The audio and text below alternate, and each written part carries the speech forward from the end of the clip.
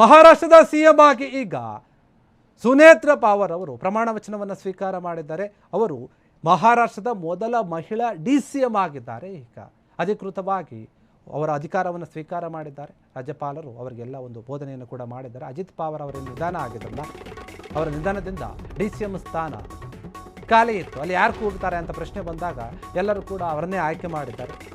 ಅವರ ಪತ್ನಿ ಸುನೇತ್ರ ಅವರನ್ನು ಆಯ್ಕೆ ಮಾಡಿರುವಂಥದ್ದು. ಇಂದು NCP ಶಾಸಕಾಂಗ ಸಭೆ ನಡೆದಿತ್ತು. ಅದರಲ್ಲಿ ನೂತನ ನಾಯಕಿಯಾಗಿ ಇವರು ಆಯ್ಕೆ ಆಗಿದ್ದಾರೆ. ದಿವಂಗತ ಅಜಿತ್ ಪವಾರ್ ಏನಿದ್ದಾರೆ ಅವರ ಕಚೇರಿಯಲ್ಲಿ ನಡೆದಿತ್ತು ಶಾಸಕಾಂಗ ಪಕ್ಷದ ಸಭೆ. ಅದರಲ್ಲಿ ಎಲ್ಲರೂ ಕೂಡ ಒಪ್ಕೊಂಡಿದ್ದಾರೆ. ದಕ್ಷಿಣ ಮುಂಬೈನ ವಿಧಾನ ಭವನದ ಸಂಕೀರ್ಣದ ನೆಲಮಹಡಿಯಲ್ಲಿದೆ ಅವ್ರ ಕಚೇರಿ, ಅಲ್ಲೇ ಆಗಿದೆ ನೋಡಿ. ಅಲ್ಲೆಲ್ಲ ಆಯ್ಕೆ ಆದಮೇಲೆ ಅವರು ಪ್ರಮಾಣ ವಚನವನ್ನು ಸ್ವೀಕಾರ ಮಾಡಿದ್ದಾರೆ. ಸೈನ್ ಮಾಡಿ ಅಧಿಕೃತವಾಗಿ ಅಧಿಕಾರವನ್ನು ವಹಿಸಿಕೊಂಡಿದ್ದಾರೆ. ಅಜಿತ್ ಪವಾರ್ ಅವರ ಮರಣದ ನಂತರ 3ನೇ ದಿನ ಏನಿದೆ, ಅದಾದಮೇಲೆ ಇಂತಹ ಬೆಳವಣಿಗೆ ಆಗಿದೆ. ರಾಜ್ಯದ ಅಂದರೆ ಮಹಾರಾಷ್ಟ್ರ ರಾಜ್ಯದ ಮೊದಲ ಮಹಿಳಾ ಮುಖ್ಯಮಂತ್ರಿಯಾಗಿ ಅವರು ಪ್ರಮಾಣ ವಚನವನ್ನು ಸ್ವೀಕಾರ ಮಾಡಿರುವಂಥದ್ದು. ರಾಜ್ಯಪಾಲರು ಪ್ರತಿಜ್ಞಾವಿಧಿ ಏನಿದೆ ಅದನ್ನು ಬೋಧಿಸಿದ್ದಾರೆ. ಅದರಂತೆ CM ದೇವೇಂದ್ರ ಫಡ್ನವೀಸ್, DCM ಏಕನಾಥ್ ಶಿಂದೆ ಅವರ ಜೊತೆಗೆ NCP ಶಾಸಕರು ಎಲ್ಲರೂ ಕೂಡ ಪ್ರಮಾಣ ವಚನ ಕಾರ್ಯಕ್ರಮದಲ್ಲಿ ಭಾಗಿಯಾಗಿದ್ದರು.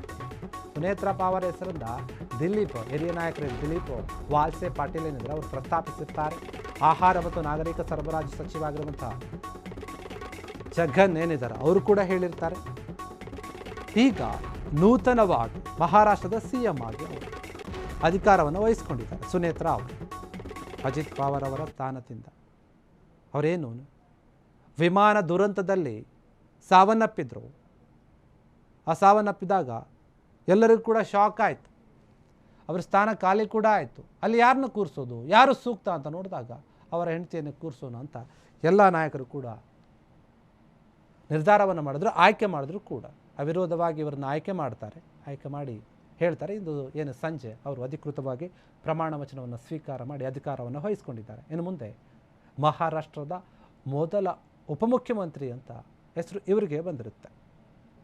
ಸುನೇತ್ರ ಅವರು ನೀವು ಗಮನಿಸ್ಬೋದು, ಅವರು ಪ್ರಮಾಣ ವಚನವನ್ನು ಓದಿದ್ದಾರೆ, ಸಹಿ ಕೂಡ ಮಾಡಿದ್ದಾರೆ.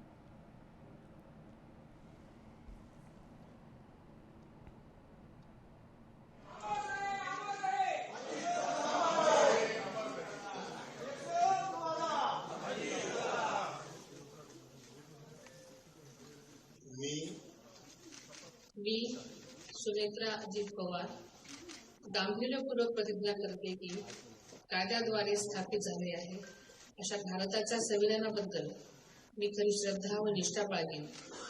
मी भारताची सार्वभौमता व एकात्मता उन्नत राखीन.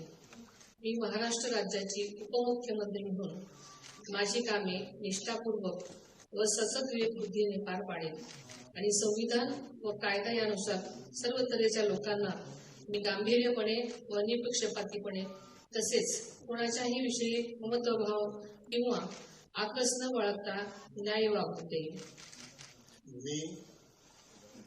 मी सुनेत्रा अजित पवार गांभीर्यपूर्वक प्रतिज्ञा करते की महाराष्ट्र राज्याची उपमुख्यमंत्री म्हणून माझ्या विचारार्थ आणली जाईल किंवा मला ज्ञात होईल अशी कोणतीही बाब अशी उपमुख्यमंत्री म्हणून माझी कामे यथायोग्य पार पाडण्यासाठी आवश्यक असेल ते खेरीज करून एरवी मी कोणत्याही व्यक्तीला किंवा व्यक्तींना प्रत्यक्षपणे वा अप्रत्यक्षपणे कळवणार नाही किंवा त्यांच्याकडे उघड करणार.